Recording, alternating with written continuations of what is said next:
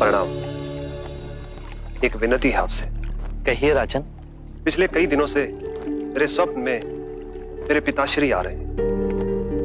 मैंने ब्राह्मणों से भी इसका अर्थ पूछा तो उनका कहना था कि तुम्हारे पिताश्री को शांति नहीं मिली, उनके लिए पूजा करनी हो, यज्ञ संपन्न करना होगा। आप तो परम ज्ञान का स्वरूप है, तो विनती है आपसे कि पूजा विधि आप ही के हाथों से हो।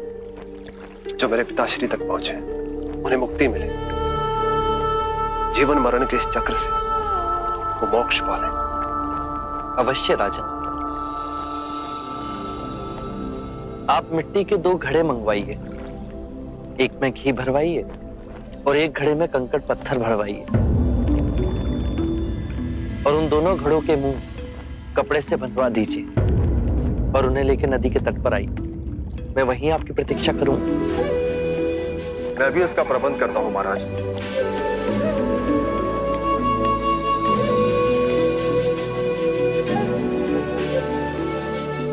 महाराज, अब आप इन दोनों घड़ों को पानी में डाल दीजिए।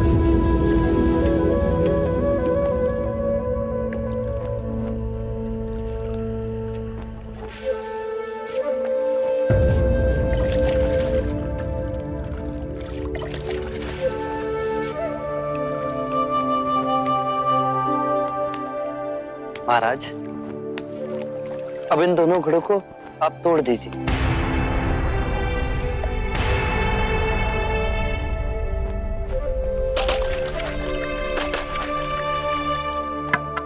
महाराज, अब आप ध्यान से देखिए कि ऊपर उठ पानी पर तैरने लगा। अब बताइए, मेरे या किसी और के पूजा पाठ करने से क्या ये घी नीचे बैठ सकता है? असंभव।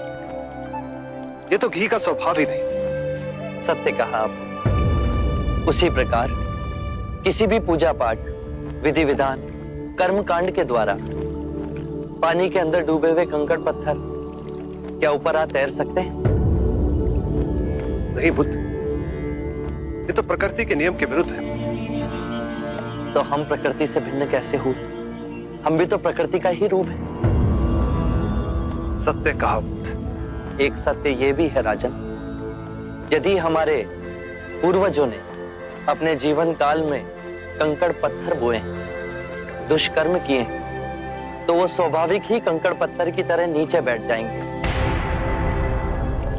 और यदि उन्होंने अपने जीवन काल में सत्कर्म किए तो स्वाभाविक ही घी की तरह ऊपर आ तैरने लगेंगे। जो बोएंगे वही काटेंगे। परंतु इस शरीर रूपी जीवन काल में ही नहीं, अपितु इस शरीर रूपी जीवन काल के पश्चात वाली यात्रा में भी हम जैसे कर्म करेंगे वैसा ही फल मिलेगा।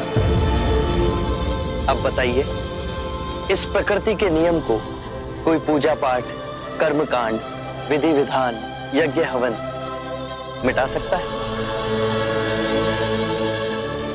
राजन, मैं भी इसको नहीं बदल सकता। केवल अच्छे कर्म ही मनुष्य की मुक्ति का द्वार खोलेंगे।